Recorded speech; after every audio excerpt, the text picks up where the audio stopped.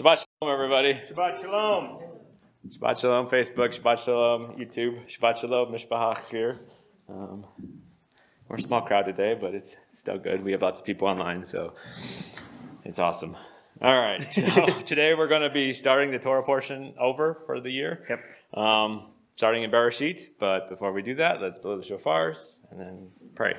So if you have the shofar. Yep. All right.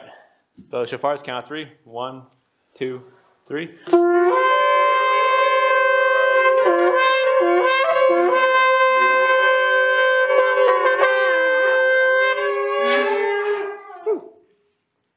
Praise you.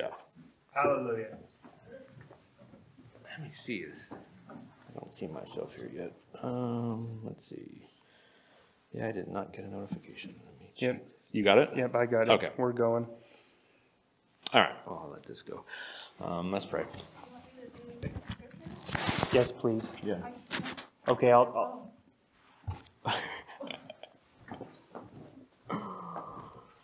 We'll survive with my phone here. Sorry, we're a little all over the place today. Yes. All right. Let's pray. Abba, Father, we just come to you today in the precious name of Yeshua. We thank you for the Shabbat that you've allowed us to get together and gather here and dig into your word to start from the beginning of your word, Yes, Abba. Abba. This Bereshit, this beginning that you have told us. You told us from the beginning, Abba, what is to come. Revealed to us what was in the beginning and the things that are to come. Abba, we thank you for your word, your Torah, all the scriptures, the Tanakh and the Brit Hadashah, Abba. We thank you for just who you are, what you've done for us, what you have provided for us, the salvation that you bring, that you've given to us, Abba, that we might be restored unto you. Abba, as Daniel and I up here go through your word, I just pray that you guide our thoughts and our lips. May we be a blessing to those who watch, and may those also who are watching, if they have any questions, speak up and be a blessing to anybody else that might be watching, Abba. We just thank you and we praise you for your word, in your Son, Yehovah Yeshua. In his name we pray. Amen. Amen. All right. Okay. So, like I said before, we're starting over for the Torah portion in Bereshit, which means in the beginning. While Daniel is taking care of his family, well, I'll just let you come back here. I'm ready. All right. If you want to, start at the beginning. So. All right. We will be doing Shabbat Shalom, everyone, by the way. Like Brother James said, we'll be starting in Genesis 1:1, and we'll be going through Genesis 6, chapter 6, verse number 8. So let's go ahead. Whenever you have something, brother, stop me, and I'll stop, and we can discuss. So Genesis 1:1. In the beginning, Elohim created the heavens and the earth. The earth was without form and void, and darkness was upon the face of the deep. And the spirit of Elohim was hovering over the face of the waters. And then Elohim said, "Let there be light," and there was light. And Elohim saw the light, that it was good, and Elohim divided the light from the darkness. Elohim called the light day, and the darkness he called night. So the evening and the morning were the first day. All right, so I'm going to stop you right there. Okay. There's so much that we can actually go into in just the first verse alone. There's lots of signs, I think, that actually point to Yeshua, but I don't really want to, because this is a 6-chapter Torah portion, I'm not going to dive into all that. There are lots of teachings out there that dive into the first verse alone, and I would encourage anybody, if you haven't already, go out and study them.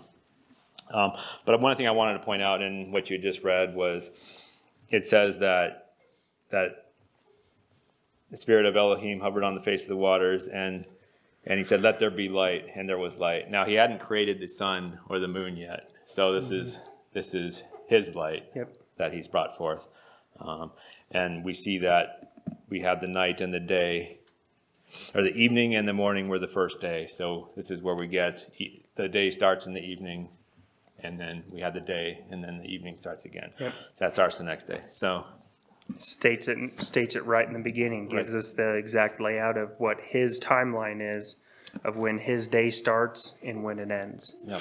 So continuing on to verse number 6. Then Elohim said, "Let there be a firmament in the midst of the waters, and let it divide the waters from the waters." Thus Elohim made the firmament, and divided the waters which were under the firmament from the waters which were above the firmament, and it was so. And Elohim called the firmament heaven. So the evening and the morning were the second day. Then Elohim said, "Let the waters under the heavens be gathered together into one place, and let the dry land appear." And it was so. And Elohim called the dry land earth, and the gathering together of the waters he called seas. And Elohim saw that it was good. Then Elohim said, "Let the earth bring forth grass, the herb that yields seed, and the fruit tree that yields fruit according to its kind, whose seed is in itself on the earth." And it was so. And the earth brought forth grass, the herb that yields seed according to its kind, and the tree that yields fruit, whose seed is in itself according to its kind. And Elohim saw that it was good.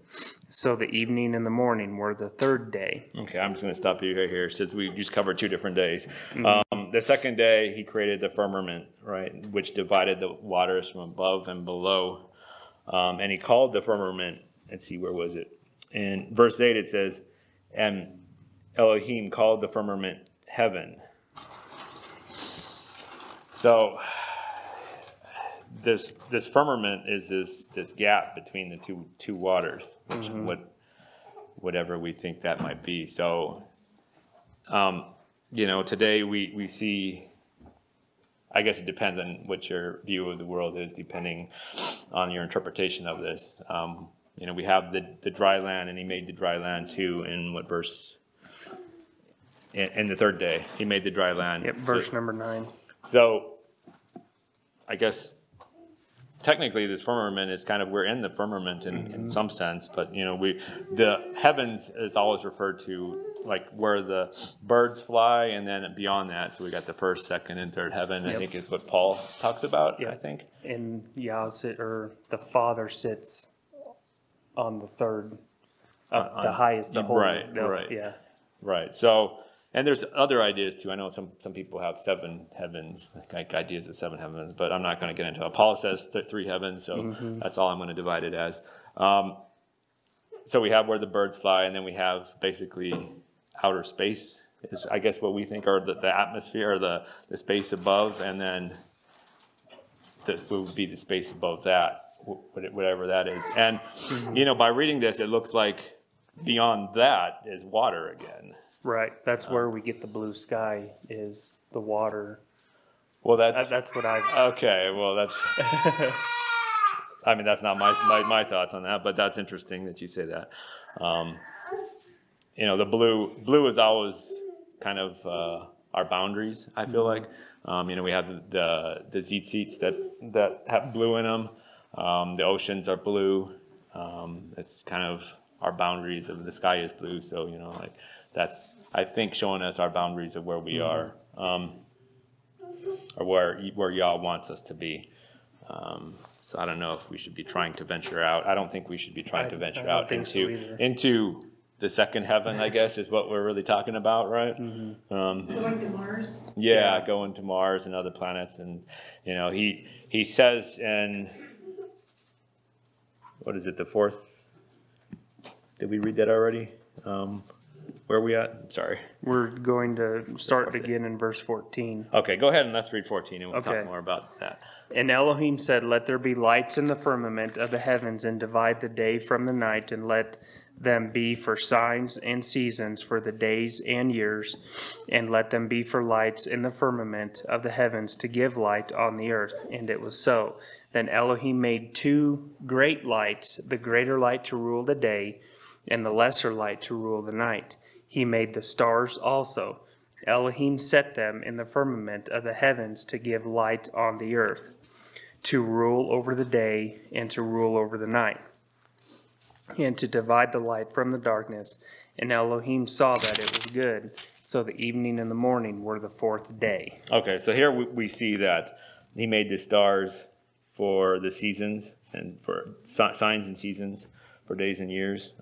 Lights in the firmament, so she shall give two great lights. You know, we have the sun and the moon. Mm-hmm. The sun rules the day and the moon rules the night.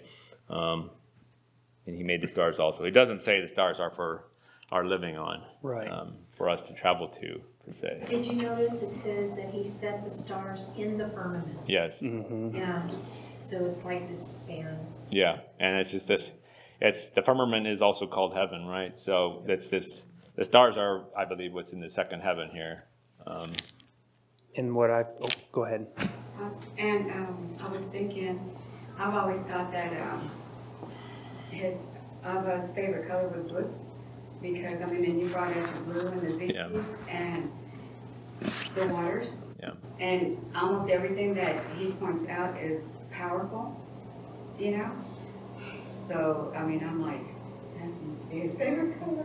You know what I'm saying? Because of the waters, the skies. Yeah. And I've never done a research, but Yeah. I've heard people say, although the blood comes out red, but if you look at it through a microscope or telescope or whatever, that it's blue. The lifeblood before it gets oxygen in your veins is blue. It's blue, yes. Yep. You know Powerful and life, you know what I'm saying? And blue is, I've heard it taught that blue is supposed to help us remember to keep the commandments. That's why we have blue in the tzitzits. Yeah, that's the blue stripe. You know, these colors here, while they're not the right, probably not the exact right shade, these are the colors of the temple that we see, or of the tabernacle. The white, the blue, the purple, and the Red or scarlet. So I would say these are probably his favorite colors because he uses them all throughout his tabernacle. So let's see, we just went through the 4th day. He created the sun and the moon and the stars.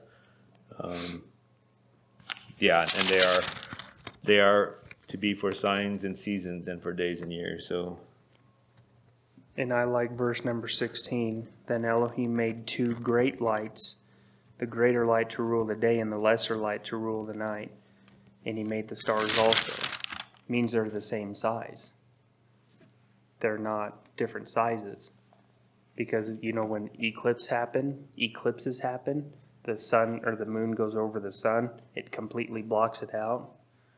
But he just made one greater to rule the day, the sun, and the lesser to rule the night. I'm assuming they're the same size with different distances. Are you sure?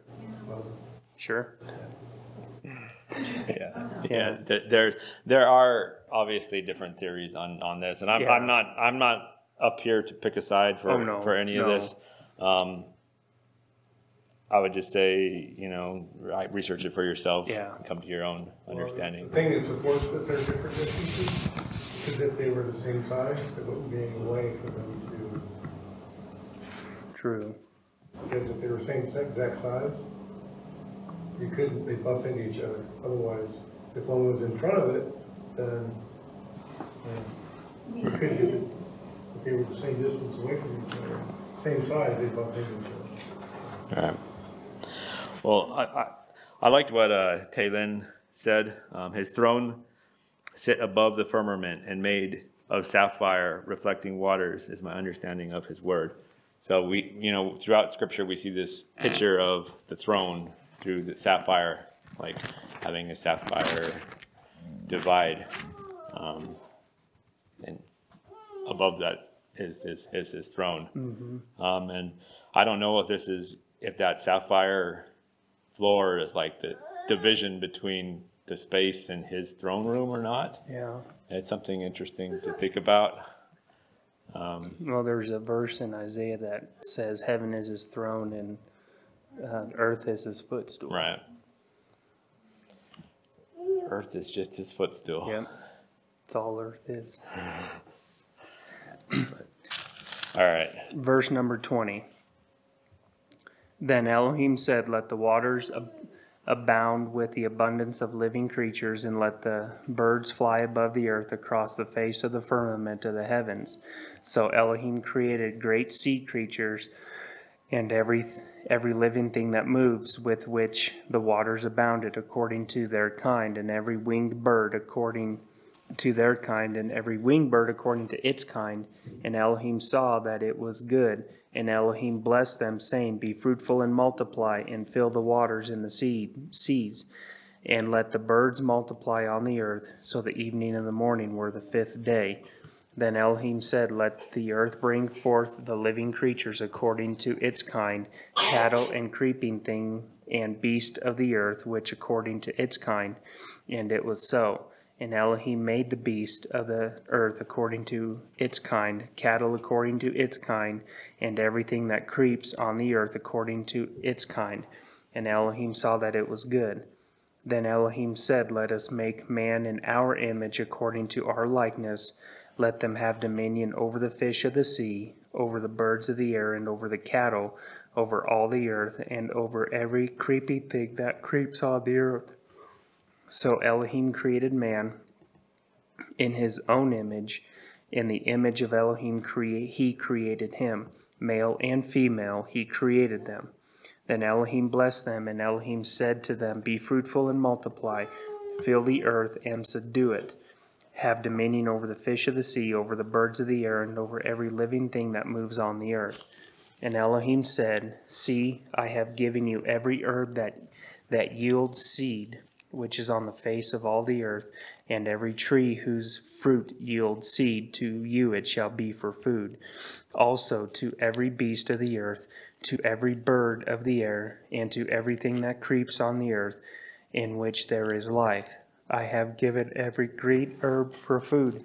And it was so.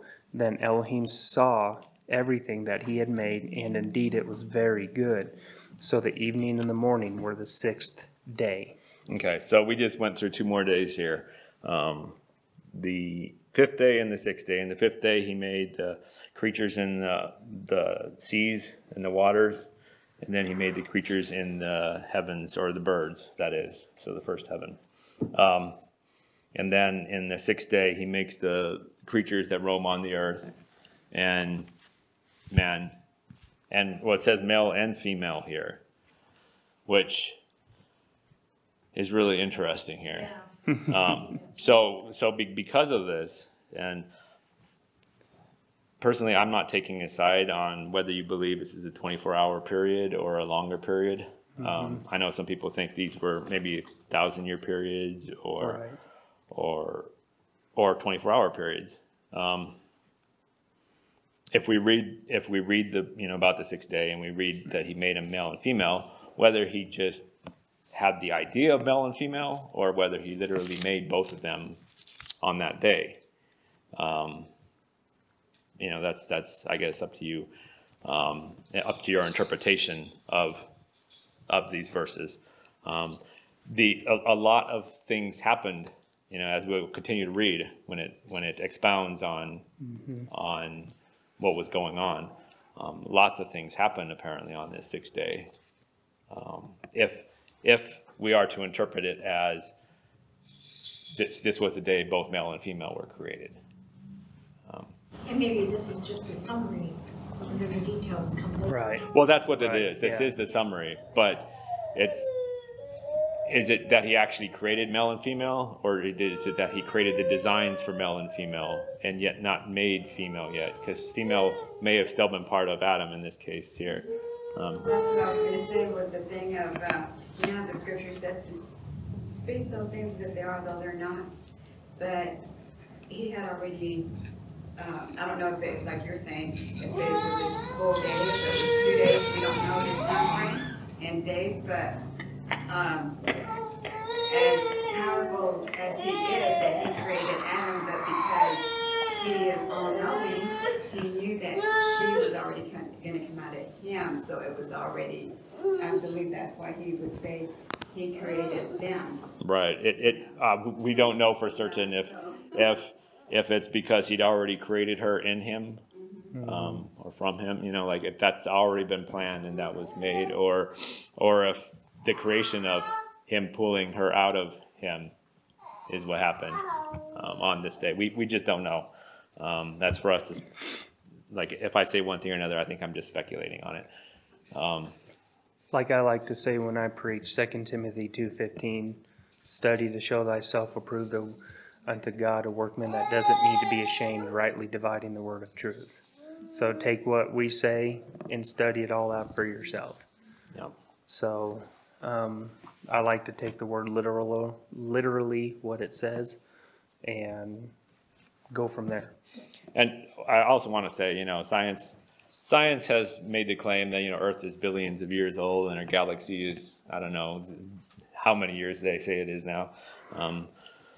But, you know, if we believe in an all-powerful God that can create the heavens and the earth. I don't believe it's not, you know, it's within his power to create something and make it look aged. So it's because science shows us, oh, that's like 1 million years old, according to our understanding of how it should work. Who's to say that Yah didn't just make it that way so that it looks that way? You know, like it doesn't have to age. So, you know, like when he made Adam, was he A baby? Did he make him that first cell that just, you know, had the DNA, or did he make him a full-grown man? And it seems to be that he made him a full man, already formed. Because he had to name all the animals and things like that. But then he saw that he was, I mean, when you build something like you build anything that would take, you know, a day or a week or something like that, you could just say, okay, last week I built this. Right. But when you actually look at the tasks that you go through, I mean, it's just like him, Yah, he said on the sixth day I created man and woman, or I created them. And, but when you look at the details, he actually created Adam first, and then he pulled Eve from Adam. Right. And then, you know, it's, but it's all within a day, it's nothing for. Nothing for him. Right. So, that's how I look at it. Yeah. Yeah. Okay. All right, chapter 2. Thus the heavens and the earth and all the host of them were finished.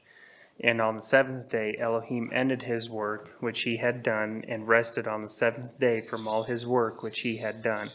Then Elohim blessed the seventh day and sanctified it, because in it he had rested from all the work which Elohim had created and made. I'm going to stop you right there. So this is the Sabbath. This is the origin of the Sabbath. First mention of it. And really, it's a shame that we put a chapter divider here between all the other days and the seventh day. I mean, it does set it apart, but it also causes, I think, a lot of people to stop reading at 1 and then maybe pick up later in 2. And this idea of it being a part of the other 6, you know, it's the last day, it's the final day, and the day we're supposed to rest.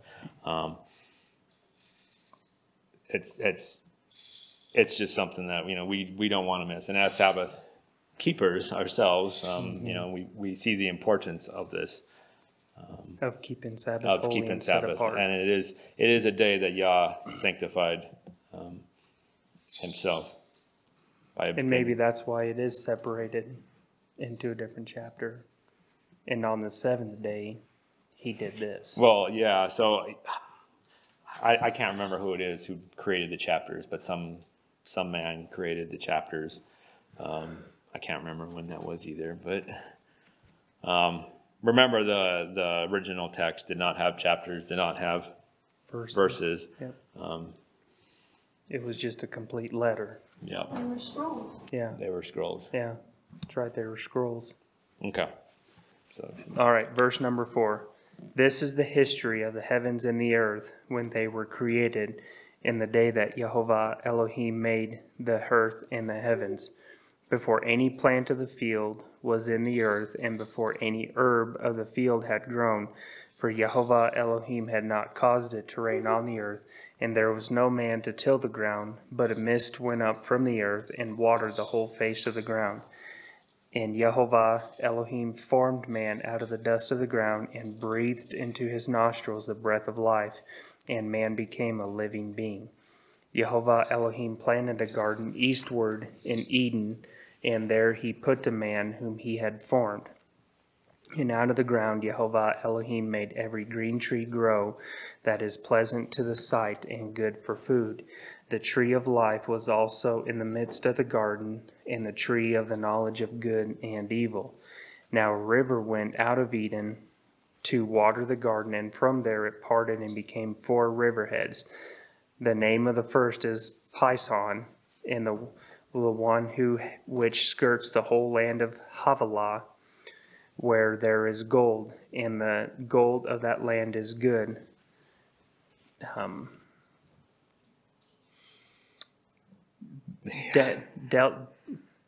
Bdellium, yeah. and the onyx stone are there. The name of the second river is Gihon. Yeah, It is the one which goes around the whole land of Cush. And the name of the third river is Hiddekel. It is the one which goes toward the east of Assyria. The fourth river is the river Euphrates. Then Jehovah Elohim took the man and put him in the garden of Eden to tend and keep it. And Jehovah Elohim commanded the man, saying, of every tree of the garden you may freely eat, but the tree of the knowledge of good and evil you shall not eat. For in that day that you eat of it, you shall surely die. Okay, I'm going to stop you. So, obviously now we're getting into the details. We're getting into the details of what went on really in the 6th day here. When he created the garden, how he created it, what was happening. He talks about maybe he doesn't talk about it here. How he sent a mist over the land to basically water the face of the ground, and then he brought Adam from the ground. Where was that? Then it talks about the rivers that are Verse number 9. are where Eden is. No, wait. Right, planted the garden eastward in Eden, and there he put the man. So he put Adam inside the garden, and out of the ground Jehovah made every green tree pleasant. Okay, so where is it? Verse 10. Now a river went out of Eden to water the garden, and so we have these 4 riverheads. Now we don't know where this exact location is today, because we really only have 2 of these rivers. The Euphrates and the Tigris, which is the Hiddekel river, which is the Tigris, and then we have the Euphrates.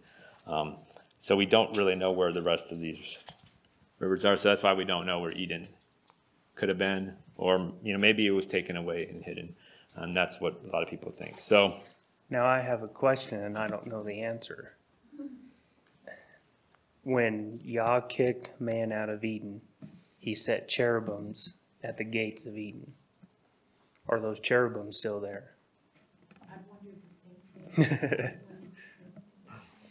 that is a great question. I've had that question. I'm like, wonder if it's just hidden somewhere and cherubims are still guarding it. And maybe Yah has just not allowed anybody to find it. Right. Yep. And we don't know or did he take it away? Did he take Eden up into heaven or something? And that's going to be the New Jerusalem that comes down. Maybe that's what some people think. I just thought of that. I don't know. Yeah, no, some people definitely think that. Full of questions, no answers today. Yeah, we'll find out sooner or later. Yep. So yeah, he made the two trees as well, the tree of life and the tree of knowledge. I can't remember where that is. You're good. My mic is on, Miss Sally. 17. If we're not loud enough, let us know. I can turn it up a little bit. Maybe I'm just talking soft today, that's why. Maybe. Let's see. Okay, so yeah, I wanted to just point out something here. It said, in verse 9, it said, "And out of the ground Jehovah Elohim made every tree grow that is pleasant to the sight and good for food." Then it makes a difference, or it makes a distinction here. "The tree of life was also in the midst of the garden, and the tree of knowledge of good and evil." So it's like these trees were separate from everything else. I just thought that was kind of interesting as well. I mean, the tree of knowledge of good and evil, that was the tree commanded not to eat. So it wasn't good for food. It's because he says, you will surely die if you eat it. And notice every herb, every plant, every tree is seed bearing. It can reproduce from itself. And today we make seedless watermelon. Seedless plants, right? Yeah. We have a lot of plants that are kind of seedless. I mean, we have seedless, like seedless grapes, seedless grapes, watermelon, bananas. I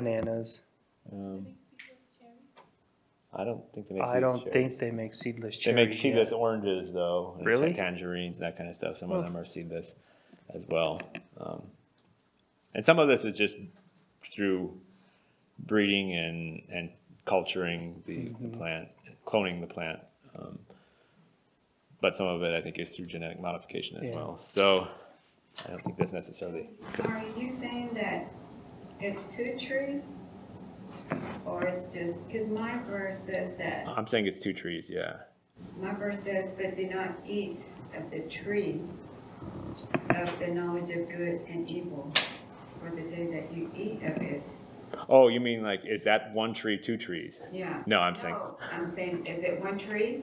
You're saying the good and evil is one tree. The good and evil is one tree. But the tree of life, there's the tree. That's this other tree. Yeah, the tree of life is one tree, and the tree of good and evil is the second tree that he's talking about. I thought he said there's a tree of knowledge and then there's a tree of good, and I was like, okay. And then the tree of evil. No, that's you have to take the good with the bad with that tree, I think. And it's interesting because why didn't Adam eat of the tree of life beforehand? Did he? I don't think he did. No. His first tree he ate it was the tree of knowledge of good and evil, which is interesting why he would choose that one first. And don't you wonder why God put it in knowledge in the garden? Yeah, there are all kinds of theories whether or not this tree was actually of him or if it wasn't. But we're speculating. That's complete speculation. It says he created everything, I think it was a test. It was the first test. And they failed. And it was they failed, but it was also, I think the whole thing is a path to growth and redemption and seeing that Yah forgives. His mercy and grace was from the beginning. That it didn't start at the cross, as Christianity and religion says. That it was clear back in the Garden of Eden, because Yah could have chose just done, start over, wipe it all out, start over again.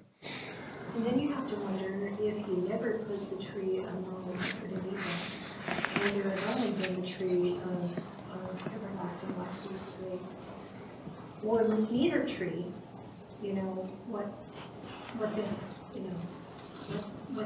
I mean, there's no way to know. Right. Then we wouldn't have we wouldn't have had this. Yeah, we wouldn't have had the sin in the first place. Yeah. And yet God wanted to be able, he created Adam and Eve to walk with him, to be, to know him. And so with that, I think he also knew when he knew everything from the beginning. So he knew that there had to be a plan of salvation somewhere. Mm-hmm. So that could have taken maybe different paths. Right. Yeah, there's a lot of speculation and a lot of questions we don't know I think the answers to. it also, I wasn't sure if I'm going to go into this, but so like it, like you said, from the beginning, and literally the word beginning, Bereshit, it starts with bet and resh, which is the word bar. Now in Hebrew, the word for son is ben, but in Aramaic it's bar. And if we look at the pictorial Hebrew of that, we see the seed, like the bet is a house, and the noon is seed. So we have the seed of the house, and that's the son. But here we have bar, which is the bet in the head. So it's kind of head of the house. It's not the strength of the house, and that's what Ab, or the father, is. Is Aleph bet, which is the strength of the house. We have the house head, which is bar, which is, I believe, it's the son. It's who the father is given authority to. And we have that right at the beginning. Those are the very first two letters of Genesis. And even the rest of that word is really interesting. It's amazing how much we miss because of the language. Yep. The translation of Hebrew language versus we have. Yep. There's a lot missing. And I wished I knew Hebrew more than I did. That's one of those things I need to continue to work on. But because there's lots of things we miss. But okay. Anyway, right. We should go on. Where were we? It's a good question. We just read the rivers. Yep. So verse 15. No. We just read 15 and 17 or 18. probably 8. I think 18 I'm at 18. is where We're at 18. And Yehovah Elohim said, "It is not good that man should be alone. I will make him a helper comparable to him." Out of the ground, Yehovah Elohim formed every beast of the field and every bird of the air and brought them to Adam to see what he would call them. And whatever Adam called each living creature, that was its name. So Adam gave names to all cattle, to all the birds of the air, to every beast of the field. But for Adam there was not found a helper comparable to him. And Yehovah Elohim caused a deep sleep to fall on Adam, and he slept. And he took one of his ribs and closed up the flesh in its place. Then the rib which Yehovah Elohim had taken from man, he made into a woman, and he brought her to the man. And Adam said, "This is now bone of my bones and flesh of my flesh. She shall be called woman, because she was taken out of man. Therefore a man shall leave his father and mother and be joined to his wife, and they shall become one flesh. And they were both naked, the man and his wife, and were not ashamed." Amen. All right. So now we have the details. And I just turned up the volume a little bit. Let us know if it's too loud or if it's better now. Anyway. So I have a question. Yeah. Have you run across anything that talks about, I don't know if you've thought about this too. He took a rib out of Adam and made Eve.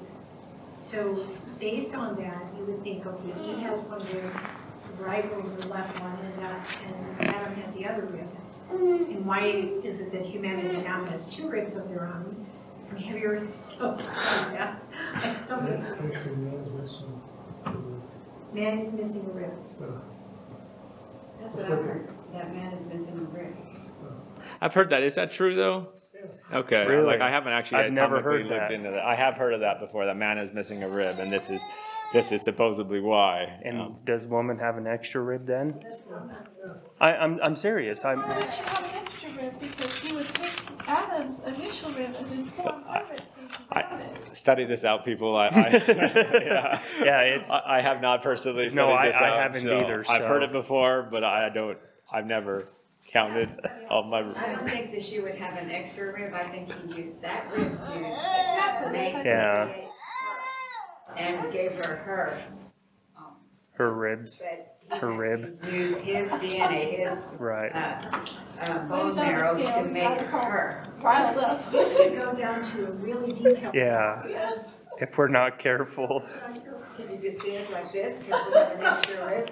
Yeah, and I thought that word. That I honestly haven't studied this because I wasn't expecting this to come here. I wasn't going into detail here. Sorry. Isn't the word? No, it's. I don't know if the word rib there is actually. If that's a good translation or not. I don't know. I need to study that out. Yeah. Yeah, that's interesting. And maybe it says something different than the Hebrew version either. Like what it actually says. Like, are we reading a translation thing or not? But okay. But yeah, so like I was gonna say is there's lots of things that are happening here, right? He named all the creatures. Isn't that what it said? He named all the creatures, and then there was not found a help suitable for him. He named them in verse number 19. Yep. So how much time would you think that would have taken? How many creatures were there at this point? There may have not been all the variants of the little species we have today. They may have been all the main We species. really can't comprehend that because he said he created him in his image. So if he created Adam in his image, then Adam was wise. He was able just to speak and create, Right. It's like, Yeah. That makes sense. you know what I'm saying? Because he was sinless. Yeah. Yep. He At that said, time. My image had nothing taken place but what the Father created him for. And he had to speak Yeah. what God designed him to do. Wow. Exactly. Yes. I In his was wrong image. for Google. You were wrong. So They're 24 each. okay. So we have the same amount of ribs. Same amount of ribs. And that's what I thought. I thought I heard that before, but I thought I was wrong. But I hadn't researched it. So, Right. The form. and like I was saying earlier, I think that word there for rib is actually maybe not rib. That's what I'm wondering. Yeah, it's just something taken out of him. Rib, what does the rib do? It protects our organs and, Right. So, yeah. So anyway, we have the naming, and then we have the whole creation of the female. And so, is this all the 6th day? Is everything that he's doing here the 6th day? There is a verse of scripture in the New Testament that says a day is like 1,000 years and 1,000 years like a day. Right.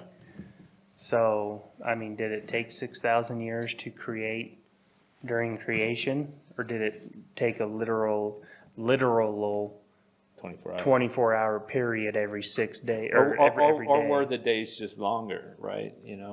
Maybe the day cycle was just a longer day cycle. I mean, we just don't know. We just like we keep saying, lots of questions. Study it all out for yourself. It's not a salvation issue. It's great debate, but like I was saying, how when he created Adam, he made him in his own image. But even like in Psalms 33 and 6, I was just like, by the word Yehovah, by the word Yehovah, the Shayim were made, and all the host by the breath of his mouth, just the breath. So just imagine, like I was saying, he created Adam in his own image.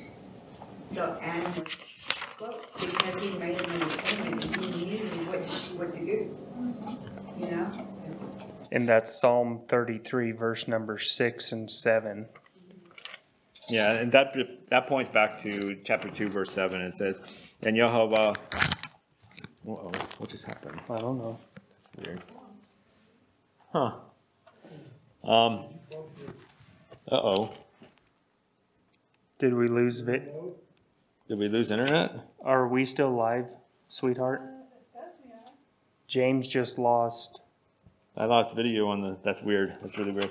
All right, so I was going to say in chapter 2, verse 7, it says, "And Yehovah Elohim formed man of the dust of the ground, and he breathed into his nostrils the breath of life, and he became a living being. So, And I've heard, well, that's super interesting.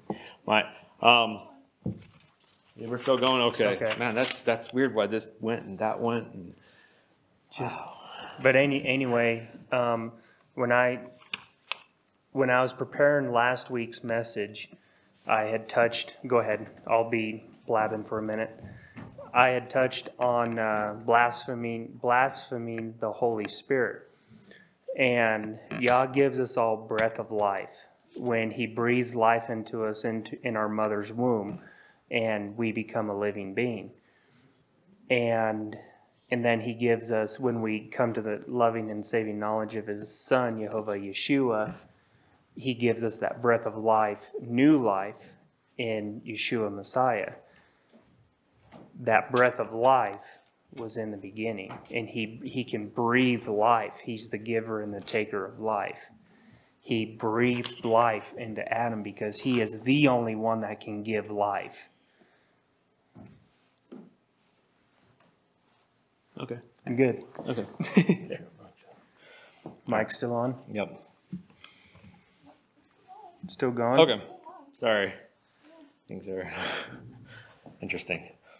All right. I guess you can go on. I don't think I have anything. We're chapter 3. No. Yes. Yeah.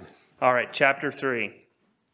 Now the serpent was more cunning than any beast of the field which Yehovah Elohim had made. And he said to the woman, has Elohim indeed said, you shall not eat of every tree of the garden?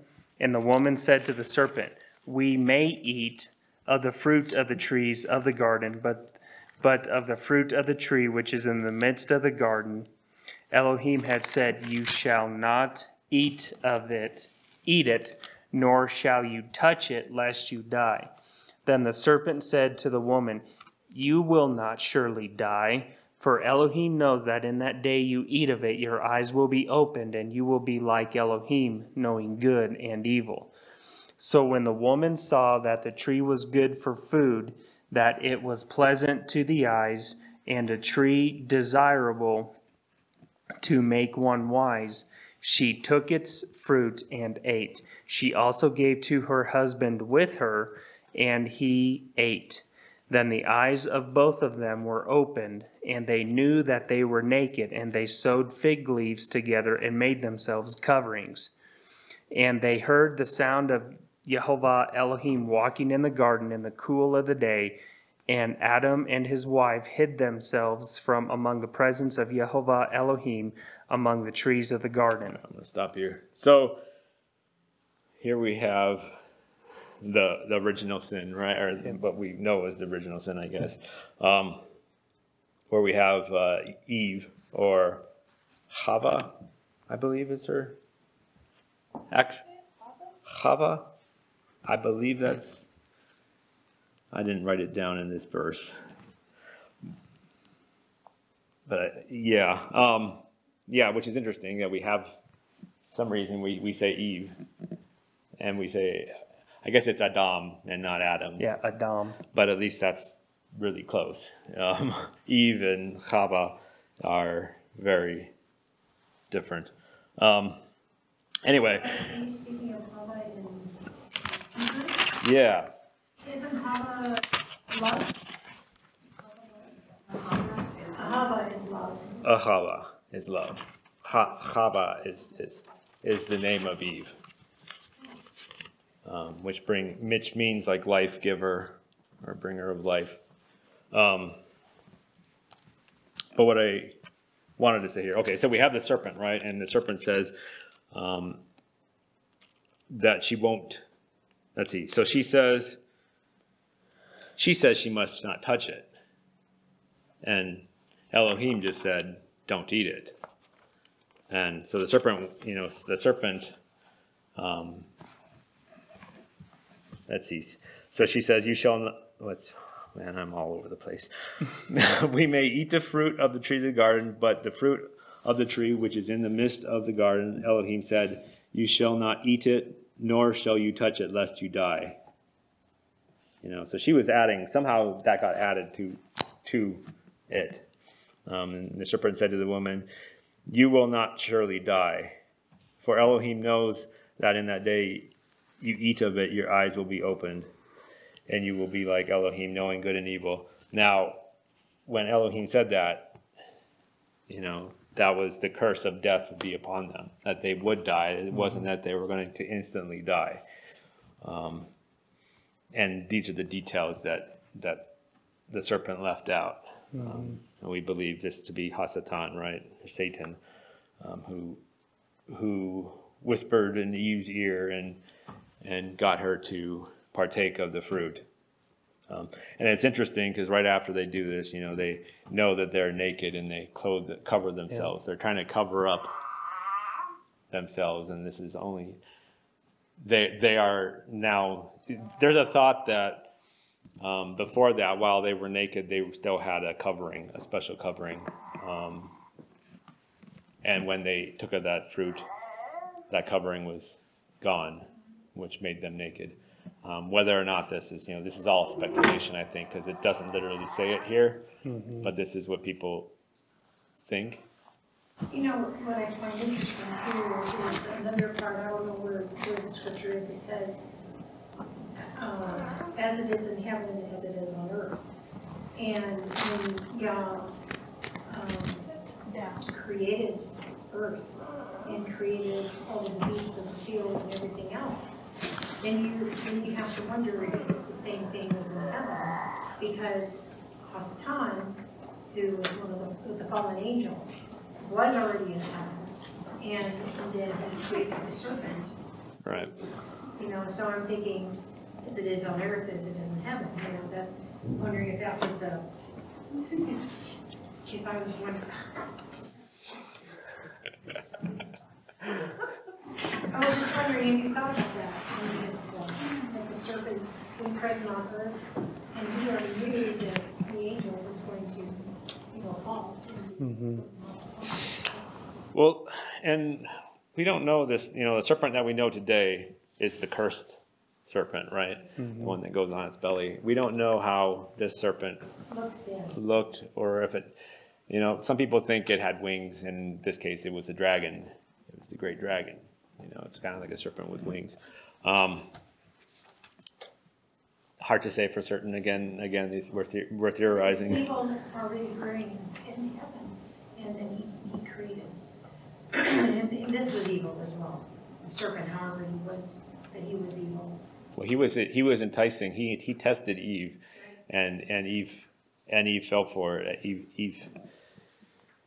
Eve unfortunately fell for it in this case. And Adam went along with her, if that was to, in a way, be in the same boat or try to protect her, or whether it was just he was enticed along with her. I don't know.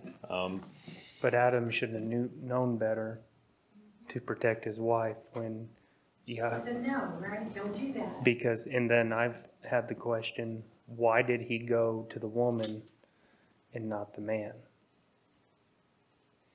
Because she's the weaker vessel. Because she's the weaker vessel. And the man is supposed to be the outer covering of his wife. Miss Michelle did a teaching, the Azerikanato, and the woman is the inner of the man, and the woman is supposed to be the inner protector of the family, and the man is supposed to be the outer protector of his wife and guard his children, the physical protector. And Adam failed. He didn't protect his wife from the serpent.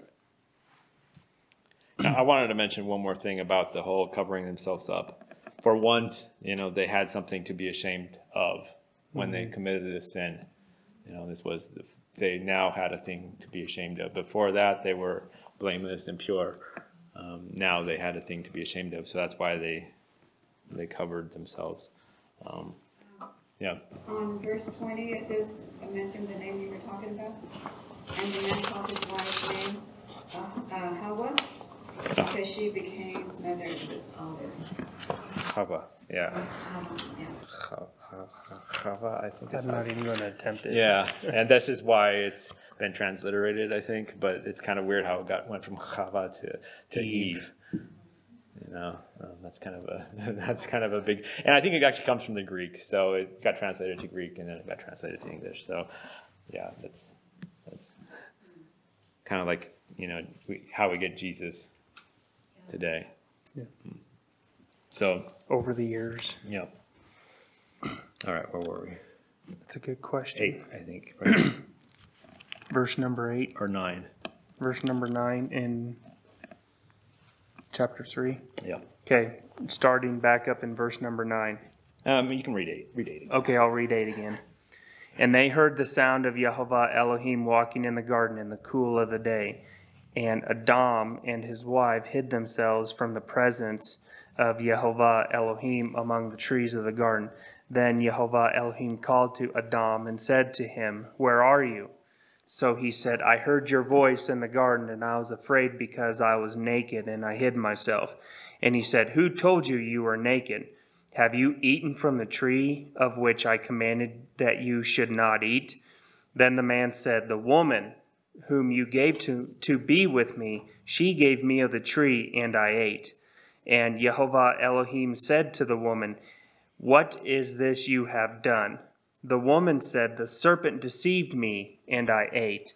So Yehovah Elohim said to the serpent, "Because you have done this, you are cursed more than all the cattle and more than every beast of the field.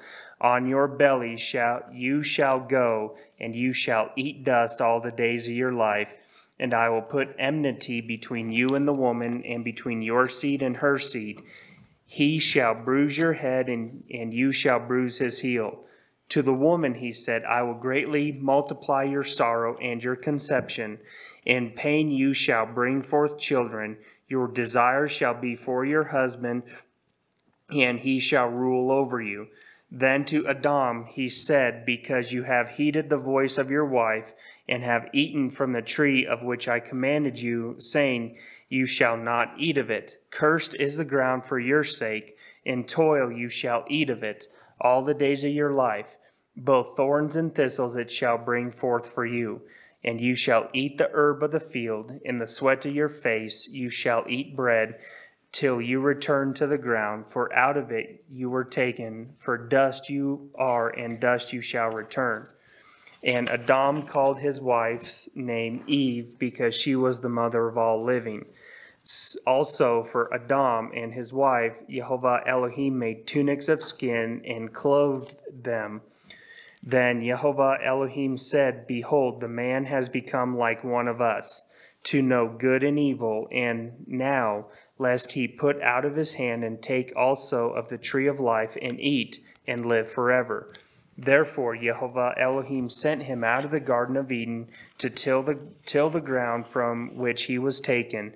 So he drove out the man, and he placed cherubim at the east of the Garden of Eden, and a flaming sword which turned every way to guard the way to the tree of life.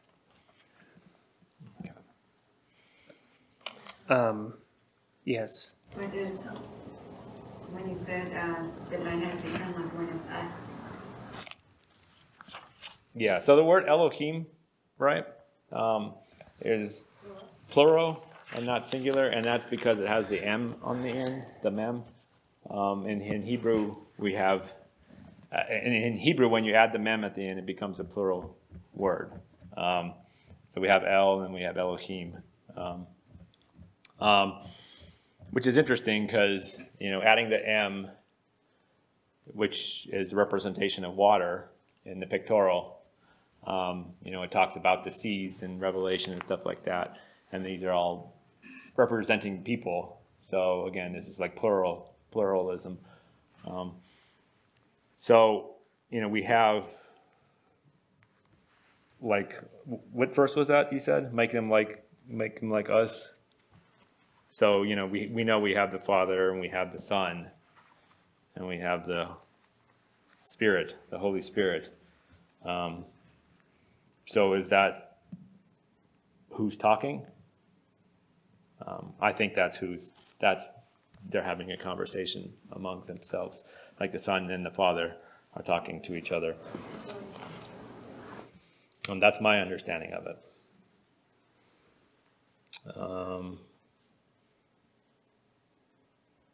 Let's see, there was other things I want to talk about. Okay, in verse 21, it also says, you wanted to touch that? Yeah, I wanted to touch on that one. So it says, also for Adam and his wife, Yehovah Elohim made tunics of skin and clothed them. So with making skin, we have to have a sacrifice of some sort. Yep. And I personally believe it was probably a lamb in this case, as a representation of things to come. You know, this is for their covering their sin, Yep. covering what they did. It doesn't say that specifically, but that's kind of what I think it was personally. I agree with that. Yeah. Yeah. That's what I was going to say. So. Okay, taking your words out of your mouth. Yeah, okay. pretty much. Is there anything else in this? There was a lot we went over. Yeah. Okay, so back in verse 17, it talks about the ground. Cursed is the ground for your sake. In toil you shall eat of it all the days of your life. Both thorns and thistles it shall bring forth for you. So is this why we have all these thorns and thistles? Why we have to work the garden? Because we've been cursed. It's work we have to do. And I think it also shows us, you know, like the thorns and thistles, it shows us a representation of the world. You know, like there are people who are basically thorns and thistles, or the tares among the wheat. It's just another example of this. Some people think the ground was rock solid and not easy to work at this time, and things changed when the flood came because of all the water and That stuff. got broken up. Yeah, I don't know if that's true or not. I just heard that before, so I thought I'd pass that along. That could be. Well, you know, when Adam and Eve were in the garden before they sinned, I don't think they tended to, but they didn't have to work. They didn't have to weed it. Right, they didn't have to worry about, working and killing it and having to seed it and everything else. Well, we don't know exactly what. Yeah, in verse, let's see, so this is chapter 2, verse 15. It says, Yehovah Elohim took the man and put him in the garden of Eden to tend and keep it. So he was supposed to work the garden and keep it. There probably wasn't the thorns and thistles and that kind of stuff. Because everything was perfect. But, you know, I think he may still have had to plant and take care of things accordingly. I think the thorns also represent as symbolic to showing us the pain that we're also going to go through, because to also be able to feel what Yeshua felt when they put that on his head. Crown of thorns. You know? It's like, you know, they opened up all that, and I think it was symbolic to that. I don't know how to explain it, but, you know, when you get a rose, it's beautiful, it's alive, but you get it and you get it the wrong way, you get pricked, and the pain, you know what I'm saying? Yeah. No, it's all something to ponder on. I think the thistles, we have to deal with it. We have to work through it, and it is what it is. Just like, you know, the childbearing. The woman got cursed with the childbearing, the pain. She did a number on this.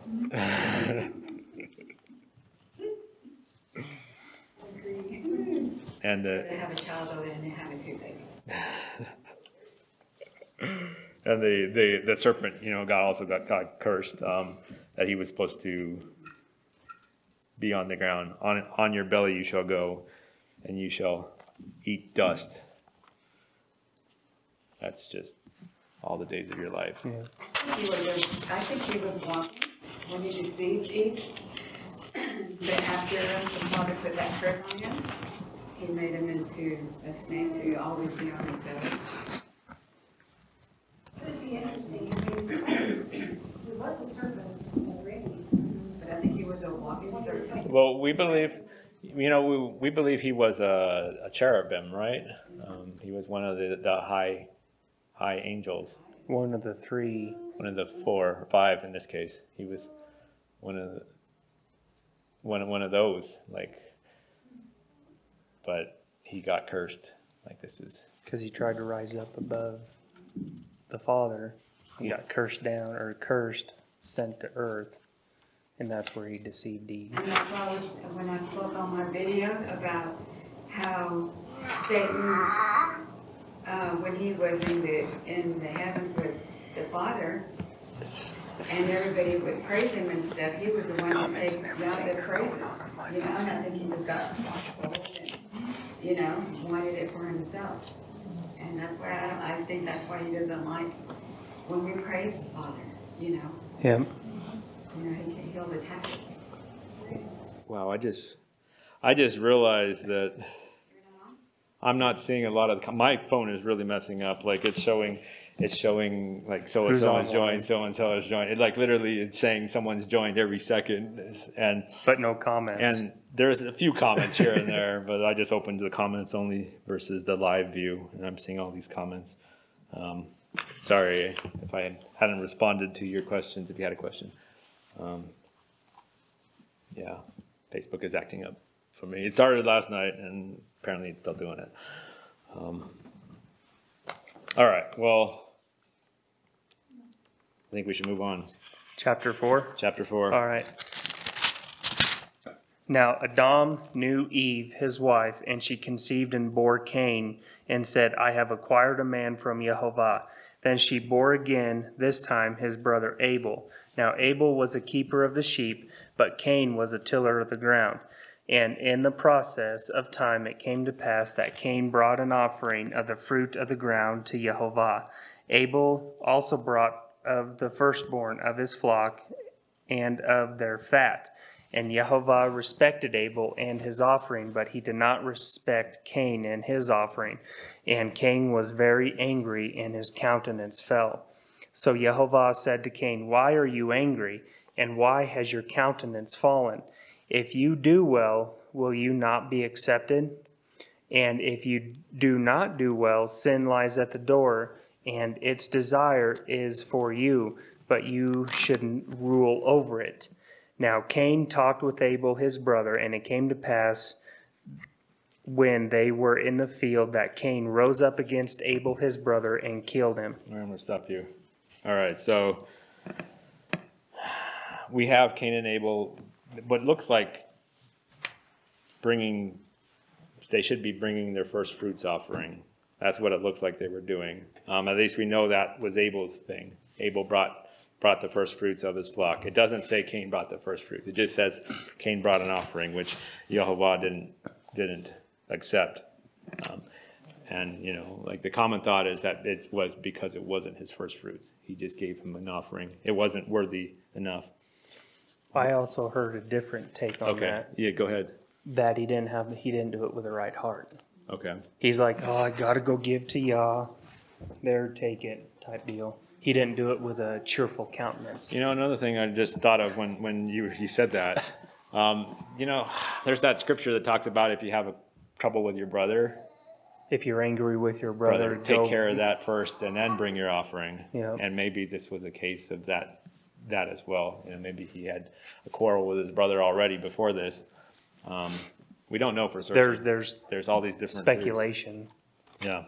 Yeah. I wanted to say it appears that Cain was jealous that Yah had accepted Abel's offering, his brother's offering, but not his.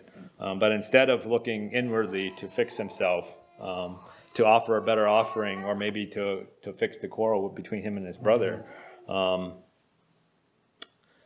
in the future, he blamed his problems on Abel. He pointed the finger and said it's his fault. Maybe if Abel wasn't around, Yah would accept his offering. He would be free from that. So, at the minimum, he also wouldn't look bad because there would be no one else to compare him to if Yah didn't accept his offering at that time. But we can see, what was in Cain's heart, I think. He let the jealousy get the better of him, and so he let sin in the door. and he ended up killing his brother. Because my translation says that the father asked Cain, why are you rough? Why has your face fallen? You know, so his heart wasn't right before him. Right. And then he told him that if you do well, is there not acceptance?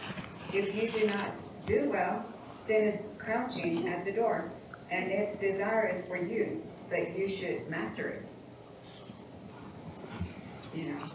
Right. So I guess he was being hard-headed too. You should rule it, and Yah is telling him sin is at the door there, and this is why I just said that he let sin in the door instead of ruling over that sin, saying no to the flesh, saying no to that. Yeah, he let it in, and he killed his brother. So,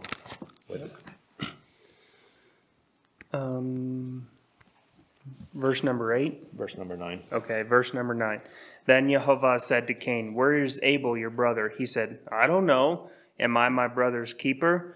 And he said, "What have you done? The voice of your brother's blood cries out to me from the ground. So now you are cursed from the earth, which has opened its mouth to receive your brother's blood from your hand. When you till the ground, it shall no longer yield its strength to you. A fugitive and a vagabond you shall be on the earth." And Cain said to Yehovah, "My punishment is greater than I can bear. Surely you have driven me out this day from the face of the ground.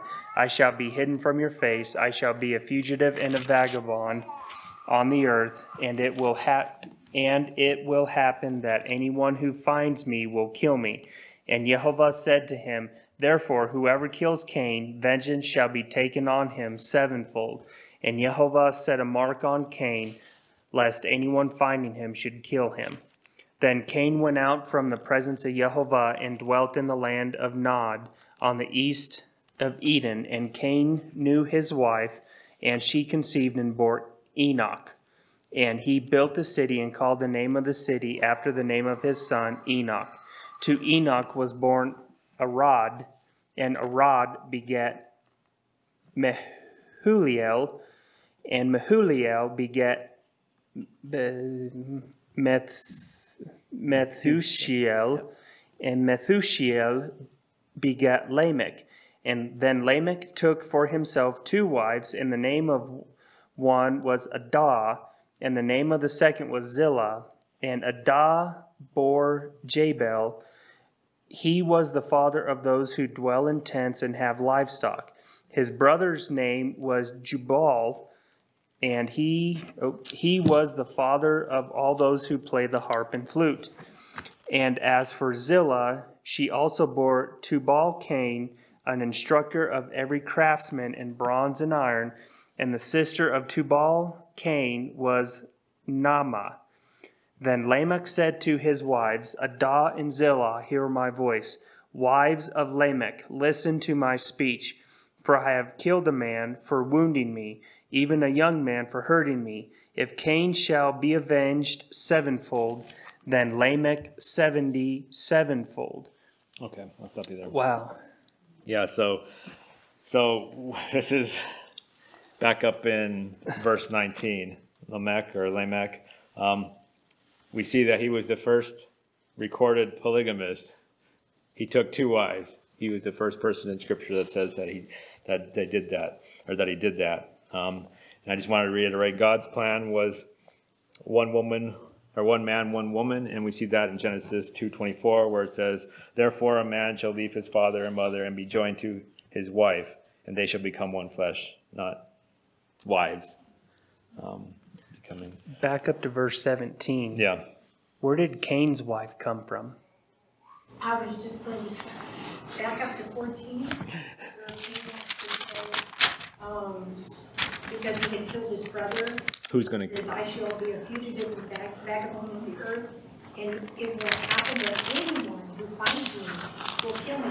If Adam and Eve had Cain and Abel, right. Those are the first 2 children, and he's talking about other people finding him, that leads me, can I go back to sixth day Yeah. when God made them. Yeah.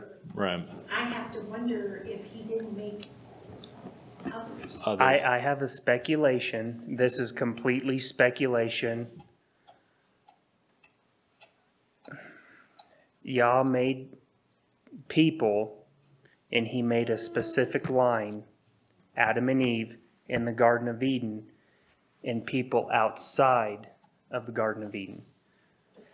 It's pure speculation. Yeah. I don't know. That is a theory, that is the case. You know, it doesn't say how much time passed here, so we don't know. We don't know how much time passed. We don't know And maybe they have other children that had if other children, Yeah. right? And we don't ever see them having females either. In chapter number 5, when we get there, it talks about sons and daughters and begat Right. people. But you know, I think chapter 5, it shows the family tree, but Yeah. it only shows us the parts that are relevant to Yes. us. I think. It was just Adam and Eve, and God took them out of the garden and placed them somewhere else.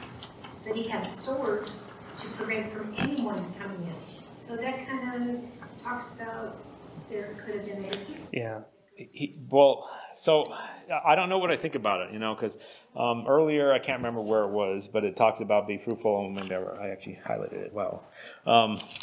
So back in the 6th day, in verse 27, so chapter 1, verse 28, it says, Then Elohim blessed them, and Elohim said to them, Be fruitful and multiply, fill the earth and subdue it, have dominion over the fish of the sea, over the birds of the air, and over every living creature that moves on the earth. So here in the 6th day, we have Elohim telling them to be fruitful and multiply. So already telling them to multiply. Now, why were these not still in the garden? Did they all fall because of Adam Adam and Eve. Adam and Eve sin? Were they all kicked out? You know, we don't know anything about this. And that may be what happened. It may be that they were actually having kids and there were multiple people at this time and they all got kicked out, but we just don't hear about it. I was reading a book, and it's called The Book of Adam and Eve. Yeah. And it talked about I don't detail how when they got kicked out of the garden, and it was so dark because they were not used to like world or anything. And there was a part where Adam fell, and it was so dark that because he just wanted to die because he just couldn't understand everything that was out there, and that he had fell, and she was like wanting to help him, and she was like crawling everywhere to help him, you know. And I'm like, oh gosh, I said, was it really like that? You know what I'm saying? I said, Yeah. Because they were taken out, and there was already people out there, and he had said, you know, go into the cave, because if you don't go hide, and I'm telling what these other people are going to do, like kill you or something. Yeah, That creative licensing, You know? that, I mean, you know, because yeah. Yeah. an opinion, and who knows? I mean, Yeah, no, I definitely don't hold that book up to scripture. Like, I don't think that one is scripturally based. I mean, it's maybe based loosely on scripture, but I mean, like, what you read from it, I wouldn't take that as like truth per se. Yeah, and I'm not sure of the origins. I've heard of that book before, but yeah, like that's one of those that is like, there's the you know, the books that we have that are in the Bible, and then we have the Apocrypha, which is the books that were taken out, and then we have some of the extra biblical books, I think, that are like closer, like, you know, Jasher and Jubilees and the Book of Enoch. It's the first book, and then outside of that is where I think I would put that book. Right. So yeah, I wouldn't. I don't know. I haven't read it, so I don't know personally, but that's what everybody seems to say that I've followed or read. So, all right. Where were we? Okay. Verse 25. Verse 25. Okay, so I have to read it first. I wasn't able to finish the chapter yet. right. Okay, so I also wanted to point out here, you know, we know that Lamech was a polygamist, and we know that apparently he was a rough man, not a loving man. We know his heart by what he's saying, you know. He killed a man for wounding him. He's like proud of that. Like that's something he's proud of. And we can also look at his wives. So it says he has 2 wives here. Adah, which means ornament or beauty, and Zelah, which means shade, likely referring to her beautiful hair. So he was all about probably the physical beauty and desiring of that, you know, making himself look big and upright and desiring the things of the world, the things of the flesh. And I think that's what we see from Lamech. And another little thing to think about too is Lamech was the 7th generation of Adam. So like Adam's 1st, 2nd, 3rd, 4th, 5th, and then we get to Lamech. So he's the 7th. On the other side of the tree, which we'll read here, we'll see Enoch was the 7th. All right, ready? Go ahead. Verse 25. And Adam knew his wife again, and she bore a son and named him Seth. For Elohim has appointed another seed for me instead of Abel, whom Cain killed. And as for Seth, to him also a son was born, and he named him Enosh. Then men began to call on the name of Yehovah. And that sounds there, that scripture sounds as though, okay, she had another son that was given to her to replace Abel. And that sounds like she had 3 sons. And therefore, there had to be other people that were populating the earth, not just Adam and Eve. But like you said, that was the line that Yahweh saw. Some information about. The line through Seth. Line through Seth. That's the big one. You know, and we don't really hear too much more about the Cain line. Like at this point, like we just know up to basically Lamech. Well, I guess we know whose children or what children Lamech had. I guess that's up here in the next verse, or the next chapter. But that's basically as far as we go. So do they want to say anything on this? I think we can just go on. Okay. All right, Genesis chapter 5. This is the book of the genealogy of Adam. In the day that Elohim created man, he made him in the likeness of Elohim. He created them male and female and blessed them and called them mankind in the day they were created. And Adam lived 130 years and begat a son in his own likeness after his image and named him Seth. After he begat Seth, and the days of Adam were 800 years, and he had sons and daughters. So all the days of Adam lived were 930 years, and he died. Seth lived 105 years and begat Enosh. And after he begat Enosh, Seth lived 807 years, and he had sons and daughters. So all the days of Seth were 912 years, and he died.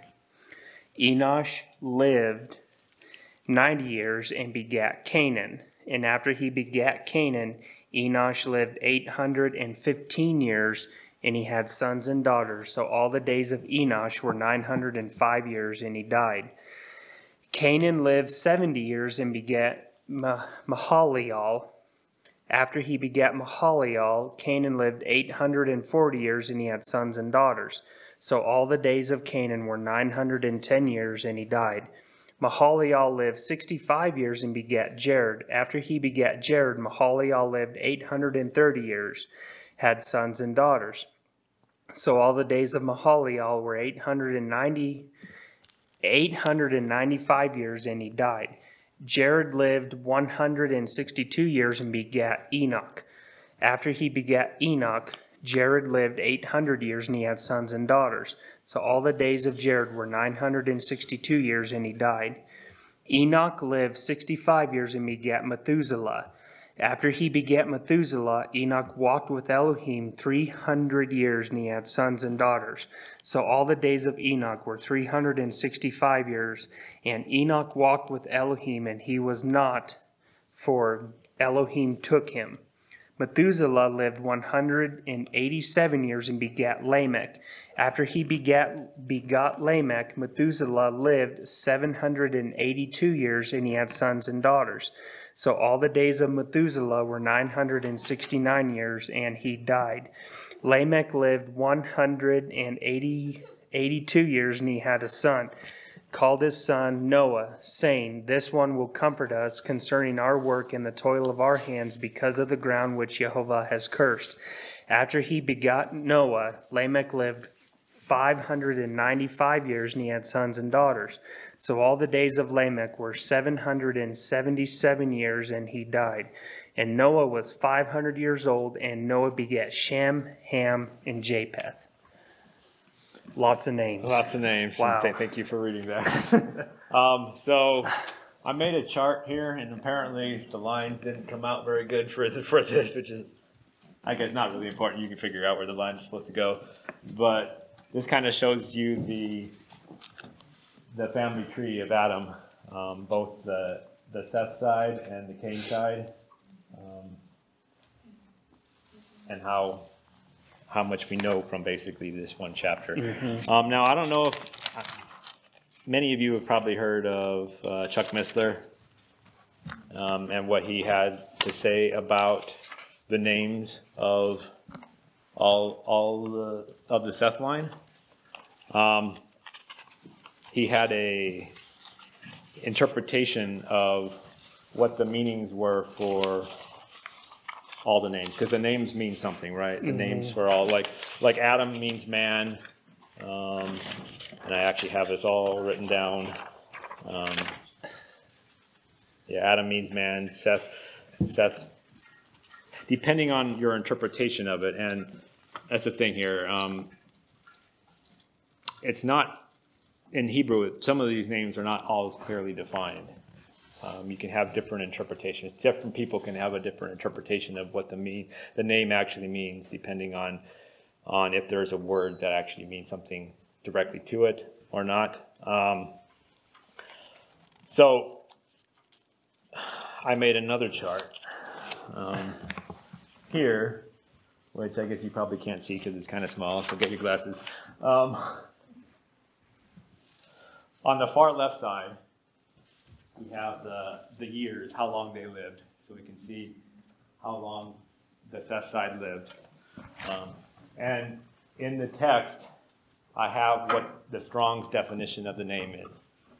And then in the square brackets, I have what Chuck Missler had interpreted it as.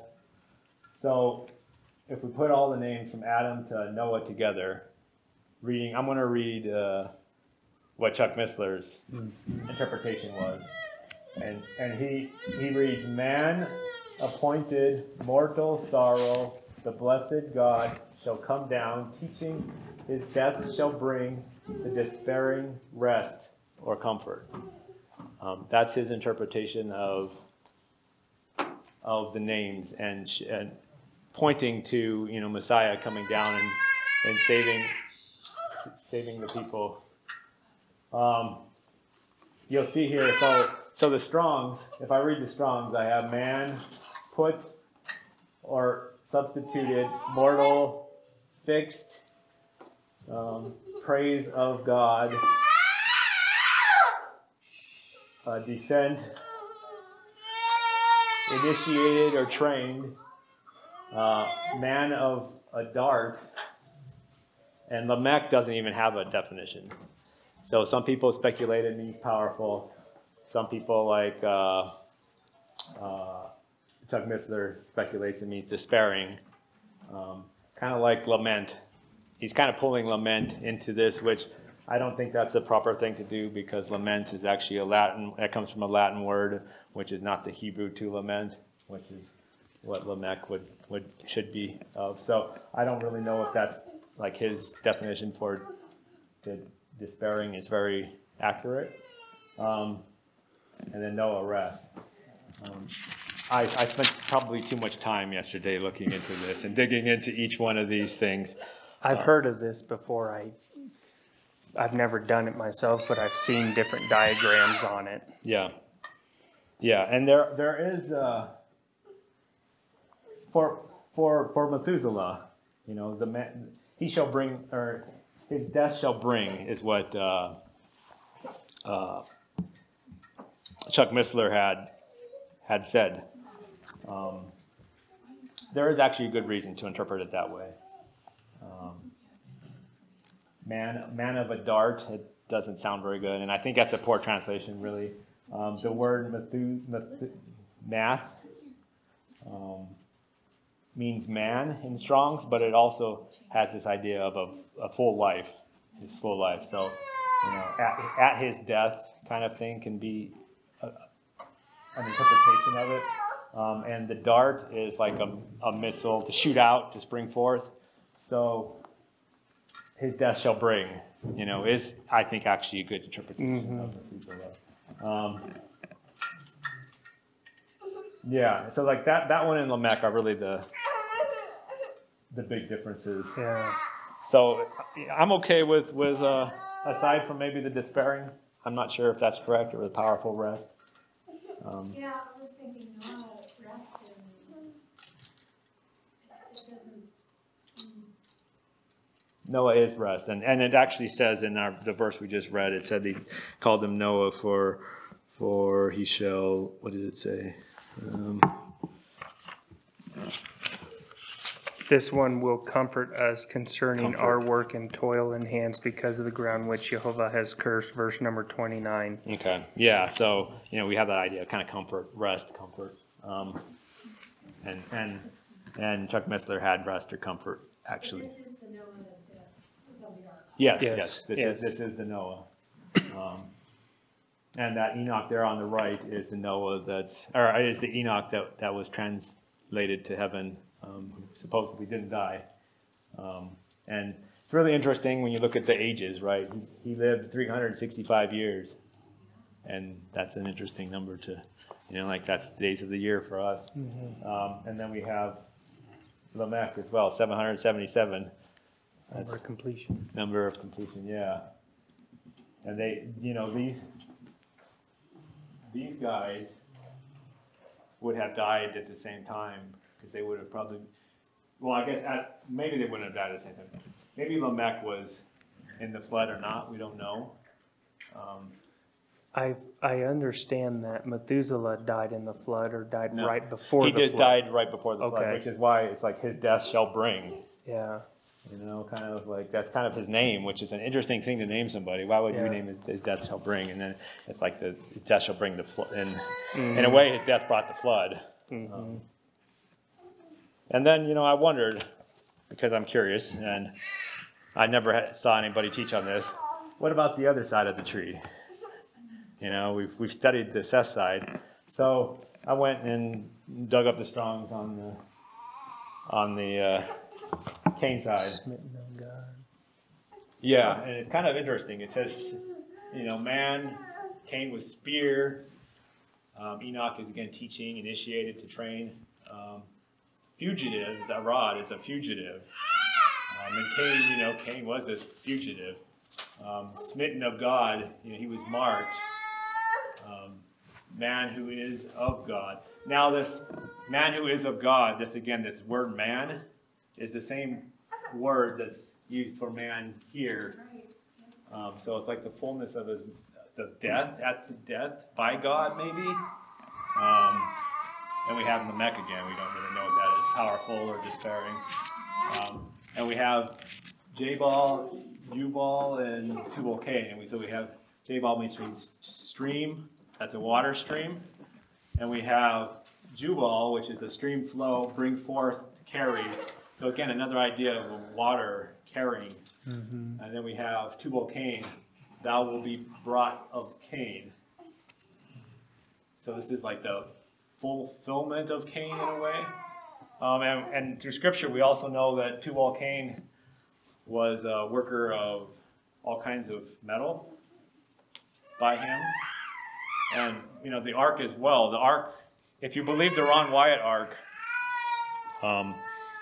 there were metal rivets and things like that were found, which could be, you know, part of, that could have been contributed by Tubal Cain.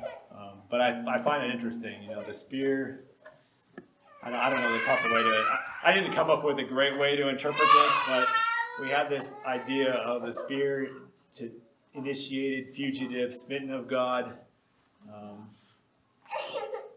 added death by God, powerful streams, flowing water. And we know when the flood came, we had streams of flowing water, right? And this side is the side that's children. In the flood. No, and I don't think we know the ages. I was curious too about that too. And the scriptures we just went over, it doesn't talk about the ages of those people. So I was curious myself. I didn't have that much time, so I could have missed something. Yeah. And if anybody has any questions regarding any of the Strongs, I have like a huge list of all the Strongs and the breakdowns of the names, but we need to go on, so I'm not going to get into that. Yeah. All right. Well, we're on chapter 6. Got 8 verses left in the Torah. Now it came to pass when man began to multiply on the face of the earth, and daughters were born of them, that the sons of Elohim saw the daughters of men, and they were beautiful, and they took wives for themselves of all whom they chose. And Jehovah said, My spirit shall not strive with man forever, for he is indeed flesh. Yet his days shall be 120 years. There were giants on the earth in those days, and also afterward, when the sons of Elohim came into the sons of the daughters of men, and they bore children to them. Those were the mighty men who were of old, men of renown. Then Jehovah saw that the wickedness of man was great in the earth, and that every intent of the thoughts of his heart was only evil continually.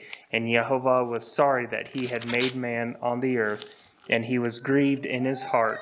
So Jehovah said, I will destroy man whom I have created from the face of the earth, both man and beast, creeping thing, and birds of the air, for I am sorry that I have made them. But Noah found grace in the eyes of Jehovah. Okay. So, Mary had said, doesn't Lamech mean humble or to make low? And I had written something about all the definitions that I found for Lamech. Now I can't find it, unfortunately. That was one of the definitions that I found that some people think. Maybe here it is. Methuselah's son was named Lamech. A root still. No, that's what.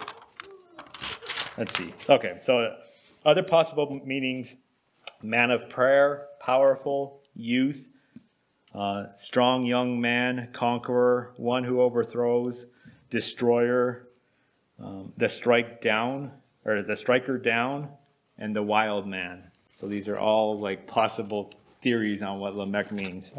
And unfortunately, Lamech is the one name that doesn't have a root word. Most names have a root word or a word that literally is the same. But Lamech just doesn't, so we're speculating on what exactly it means. Now, to get back to what we just read, this is a really interesting chapter, right? It talks about the sons of God. Saw the daughters of men, and they were beautiful. So this was where we get the fallen angels and the Nephilim, the offspring of their copulation. Yep. And I think it further in verse 4 it further expounds on this, where it says there were giants on the earth in those days, and also afterwards. Then the sons of Elohim came, or when the sons of Elohim came into the daughters of men, and they bore children to them. Those were the mighty men who were old, men of renown. And Jehovah, okay, I'm just going to read this, yeah. Then Jehovah saw that the wickedness of the men was great in the earth, and that every intent of the thoughts of his heart was only evil continually. Which, that's kind of where the world's going, I think. We see this, we saw it once with before the flood. Yeah, before the flood. And, I think the who knows what the population was here. It would have spiked really quickly because nobody was dying. You know, like we had almost 1,000-year lifespan. So people, you would have seen generations and generations and generations, and you could have continued to have kids. Now, a lot of times it says that they didn't have a kid till they were like 65 to 100, over 100. You know, it was common to not have a kid till they were over 100, but we don't know how many kids they had after that. Do you have a question? Well, interesting, in one of those scriptures, it says that the sons of the Elohim, the sons of God, came down and was with earthly women. And in the it says that he had an only begotten son in the New Testament, which is Yeshua. So, begotten maybe meaning that it was flesh. Maybe that's the difference. But it sounds like Elohim had many sons. I think it's a different type of son. You know, they were different. I think these are, you know, as we know it today, the angels. Like that's the interpretation that we read from this. These are the angels. So you think those, it says sons, but Right. you think that Yah had to have created in the first place. Right. So begotten son then would mean that the perfect son. He was the the one that was formed, Yeah. you know, youth and grew up. It's an interesting thought. Yeah, there's a lot that you could spend so much time on. You know, it's also maybe because we know Yeshua was the first, right? He was the first one, and maybe are these? Yeah, he was there. John 1:1 and John 1:14. Maybe these sons, maybe these angels are from him and not from the Father. I don't know. I'm speculating here. Like maybe I need to study that out before I speak any further. Yeah. Right. Yeah. Cool. Okay. So I also wanted to bring up, you know, because it's relevant for us, I think, Matthew 24, verse 36 through 44, which says, but of that day and hour no one knows, not even the angels of heaven, but my Father only. Now it's talking about the second coming, right?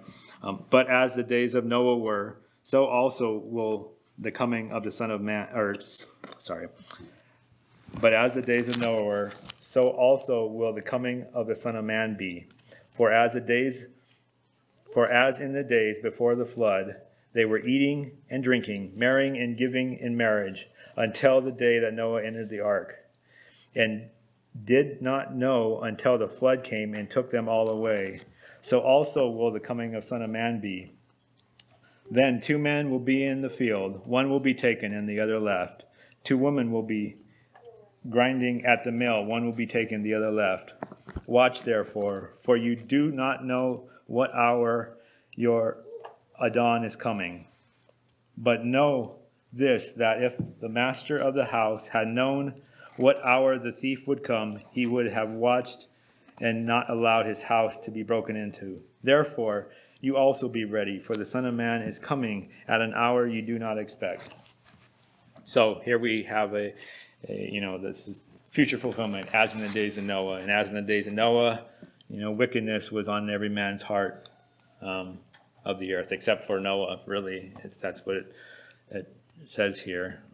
So except for his chosen people, you know, there's going to be wickedness and evil thoughts for everybody on their minds continually. And now, you know, when we say evil, it says that, you know, people were eating and drinking and marrying and giving in marriage. So it doesn't sound all that bad if we read it like that. But, you know, the wickedness that was actually going on, the twisting of Yah's word, the Torahlessness, now my question was abounding. Yeah. My question is, how much more evil was it in Noah's day if we think it's evil now? Right. How much worse was it back then? Well, the fact that Noah was the only one that Mm-hmm. It wasn't what we would say believers all around. There's no one in his family with him. So then you wonder, okay, wow, what is that? Yeah. You know. Yep. Publicans and sinners. What? Publicans and sinners. Publicans and sinners? You're going to have to explain that one to me later.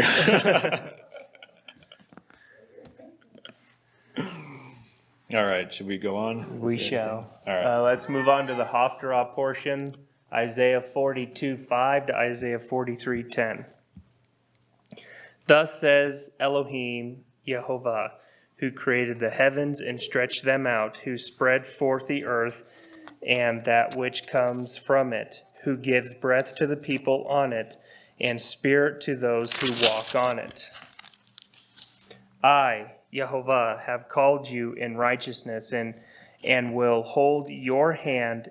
I will keep you and give you as a covenant to the people, as a light to the Gentiles, to open blind eyes, to bring out prisoners from the prison, those who sit in darkness from the prison house. I am Yehovah, that is my name.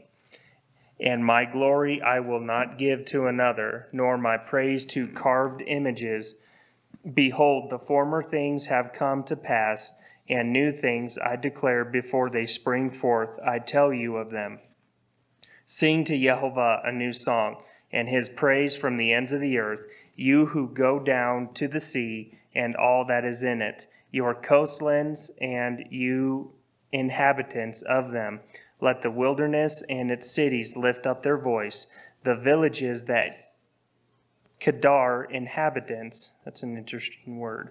Let the inhabitants of Selah sing. Let them shout from the top of the mountains. Let them give glory to Yehovah and declare his praise to the coastlands. Yehovah shall go forth like a mighty man. He shall stir up his zeal like a man of war. He shall cry out, yes, shout aloud. He shall prevail against his enemies. I have held my peace a long time. I have been still and restrained myself. Now I will cry like a woman in labor. I will pant and gasp at once. I will lay waste the mountains and hills, and will dry up all their vegetation. I will make the rivers coastlands, and I will dry up the pools. I will bring the blind by a way they did not know. I will lead them in paths they have not known. I will make darkness light before them, and crooked places straight. These things I will do for them, and I will not forsake them. They shall be turned back, they shall be greatly ashamed, who trust in carved images, who say to the molded images, you are our gods. Hear, you deaf, and look, you blind, that you may see. Who is blind but my servant, or deaf as my messenger whom I send? Who is blind as he who is perfect, and blind as Jehovah's servant? Seeing many things, but you do not observe, opening the ears, but he does not hear. All right, I'm going to stop here. We've gone through a lot of scripture here. I thought first off, this is this is all prophecy, things to come, and how they are to play out, or maybe things that already are partially fulfilled. In verse 6, halfway through it, it says, I will keep you and give you as a covenant to the people, as a light to the Gentiles. And even before verse 5, I think, it's talking about Yeshua. All this, pointing to Yeshua, and pointing that, he's, whether we are or he is, definitely, Yeshua is definitely a light to the Gentiles. But I think, we're supposed to help spread the word and be a light to the Gentiles as well.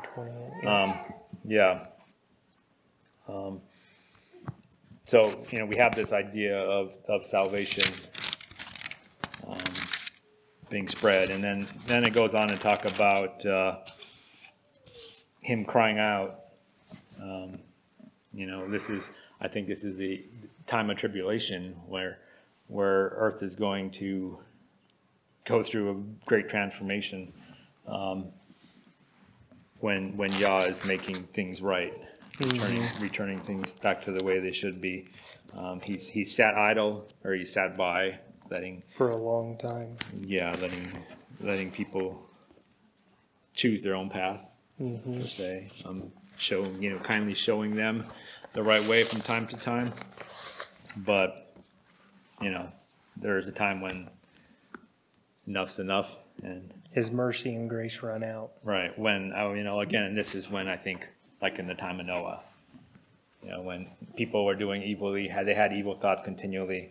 It's like that's the time that we need to put a stop to it, and just like as Noah, he put a stop to that as well. Yeah, I don't know. I think that's all I really wanted to say there. Okay, verse 21. Jehovah is well pleased for his righteousness' sake. He will exalt the law and make it honorable. But this is a people robbed and plundered. All of them are snared in holes, and they are hidden in prison houses. They are for prey, and no one delivers, for plunder, and no one says, restore.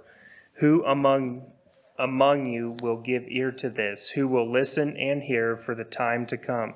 Who gave Yaakov for plunder and Israel to the robbers?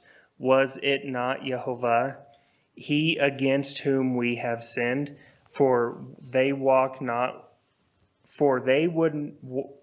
walk in his ways, nor were they obedient to his law.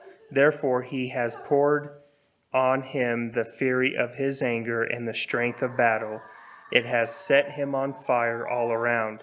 Yet he did not know, and it burned him.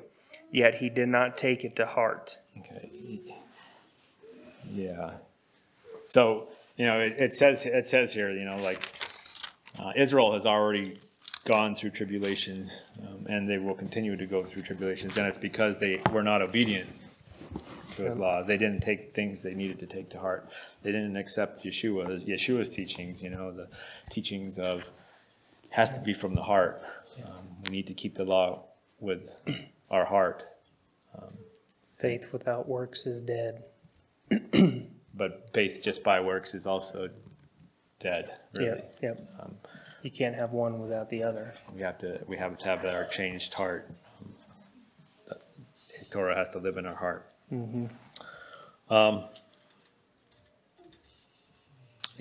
That's all I had to say about that. Okay. We can go on to. All right, chapter 43. But now, thus says Jehovah, who created you, O Yaakov, and he who formed you, O Israel, fear not, for I have redeemed you. I have called you by your name. You are mine. When you pass through the waters, I will be with you, and through the rivers they shall not overflow you. When you walk through the fire, you shall not be burned, nor shall the flames scorch you. For I am Jehovah your Elohim, the Holy One of Israel, your Savior. I gave Egypt for your ransom, Ethiopia and Seba in your place.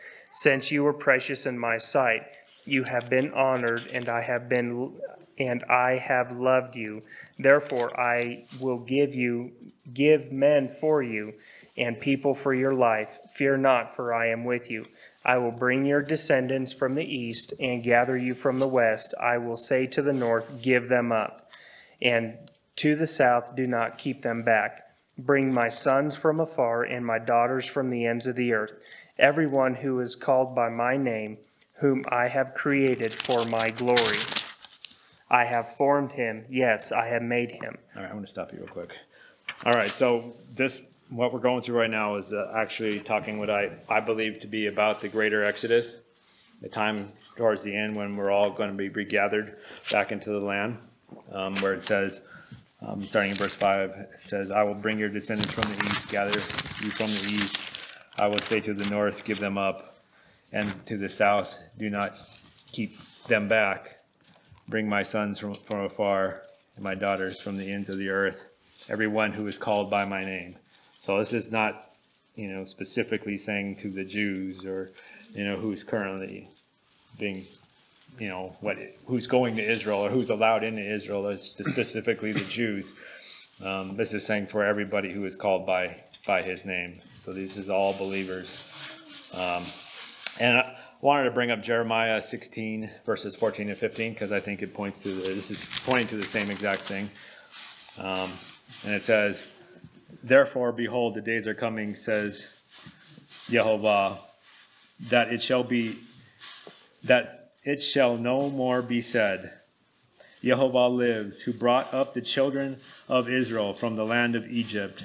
But Yehovah lives, who brought up the children of Israel from the land of the north and from all lands where he has driven them.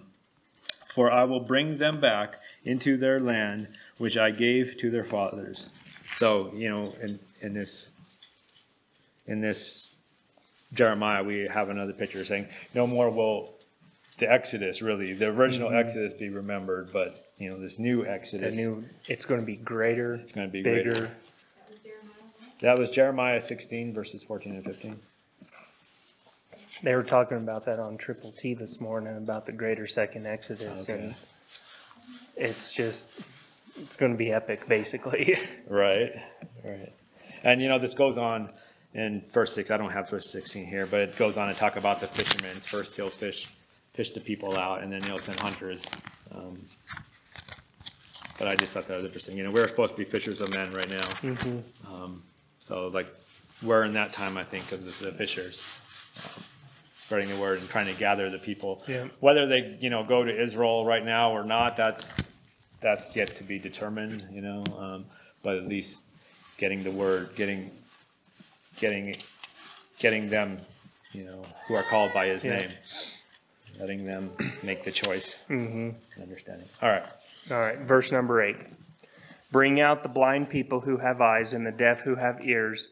Let all the nations be gathered together, and let the people be assembled. Who among them can declare this and show us former things? Let them bring out their witnesses that they may be justified. Or let them hear and say, it is truth. You are my witnesses, says Yehovah." Is that where yours ends? Yeah, 10. verse number 10. No, it keeps going. Oh, I'm sorry. Yeah. "And my servant whom I have chosen, that you may know and believe me, and understand that I am he. Before me there is no Elohim formed, nor shall there be after me." So, we just have this continuing thought of bringing out the people, bringing out his people, bring out the blind people who have eyes, and the deaf people who have ears. Now, I don't know if this is, I kind of interpret this as maybe I'm wrong, but the blind people can still have eyes for Yah. The deaf people can still have ears to hear his word, whether they're actually hearing it in their ears, where they're reading it and understanding. I think he's bringing out all of his people. Come out from among you, my to come people. together, Yep. to gather, to assemble. Yeah. And then, let them, it talks about,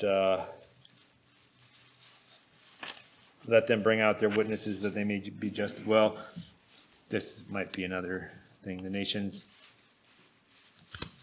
or let them hear and say, it is truth. You are my witnesses, says Yehovah, and my servant whom I have chosen.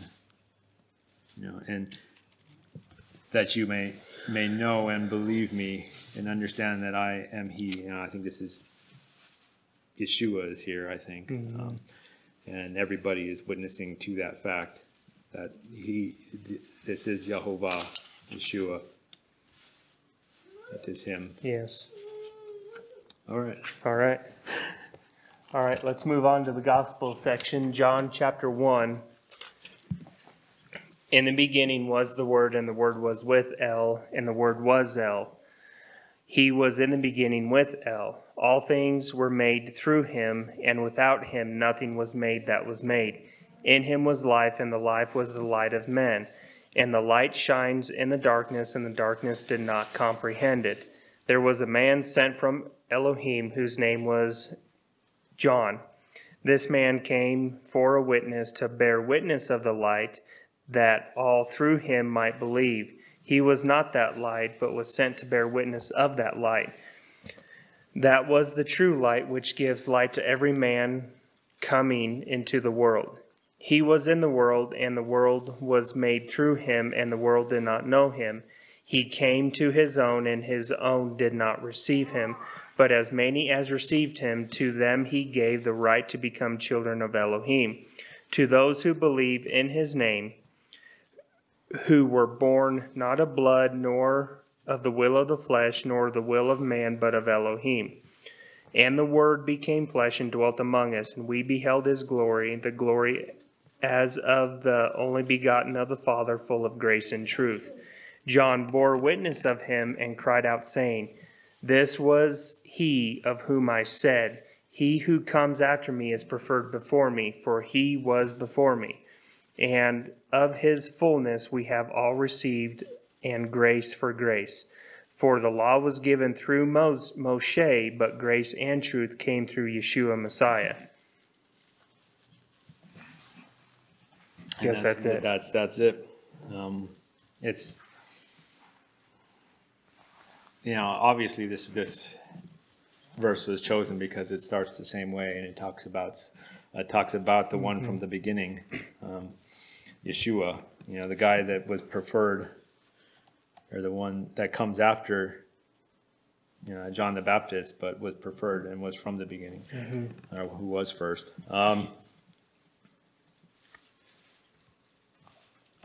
I had verse 12 here highlighted. But as many as received him, to him he gave the right to become children of Elohim, to those who believe in his name, who were born not of blood, nor of the will of the flesh, nor of the will of man, but of Elohim. So, as many who would receive Yeshua, that spirit of life. When we were born, we have this the baptism. We are dying to our flesh, just as Yeshua died on the cross. We're dying to our flesh. We are no longer of the flesh, but we are to have the will of Elohim, and that will, we know, is the Torah. Just as it says, in the beginning was the Word, and the Word was with God, and the Word was God. And he has given us the Word. In Ecclesiastes 12, 13, and 14, for let us hear the conclusion of the matter. Fear Elohim and keep his commandments, for this is the whole duty of man. It's that simple. To keep his commandments, to live for him, to know the Torah, to know his Son. 1 Peter 1:16, to be holy, for he is holy. Simple. Yeah. All right. Do you have anything else? No, that was extra. Okay. I think I'm just gonna end on this. By the law given through Moses, we know that we are all guilty of sin, deserving of punishment unto death. But by the grace offered to us by Yeshua, who came and paid for us our penalty, that is sin unto death, not the death that is of the flesh, but our eternal death. Just as Hebrews 9:27 and 28 say, as it is appointed for men to die once, but after this the judgment. So Messiah was offered once to bear the sins of many. To those who eagerly wait for him, he will appear a second time, apart from sin, for salvation, for he saves. He did this so that we could be reborn and restored back into his presence, just as Adam and Eve, or Chava, were in his presence in the Garden of Eden. We shall be in the presence of Yehovah, our Messiah. Amen. Amen. Amen. All right. Shabbat shalom. Shabbat shalom. Shavua tov. Have a blessed week. See y'all next week.